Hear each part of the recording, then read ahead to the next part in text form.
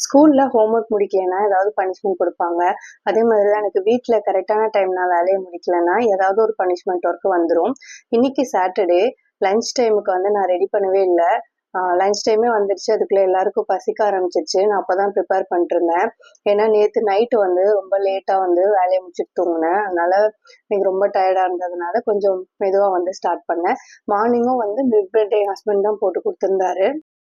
திரும்பவும் நான் அதே தான் ரிப்பீட் மோட்ல பண்ணியிருந்தேன். மில்க் பிரெட்டுக்கு வந்து மில்க்கு, எக்கு, கொஞ்சம் சர்க்கரை போட்டு நல்லா ஆத்திட்டு, பிரெட்ட வந்து அதில டிப் பண்ணி நல்லா டோஸ்ட் பண்ணி எடுக்கணும். அ சாப்பிட்டுட்டு தான் வந்து நான் வந்து குக் பண்ண ஸ்டார்ட் பண்ணேன். எனக்கு ரொம்ப பசிக்கும்போது குக் பண்ணாலும் என்னால பீஸ்ஃபுல்லா பண்ண முடியாது.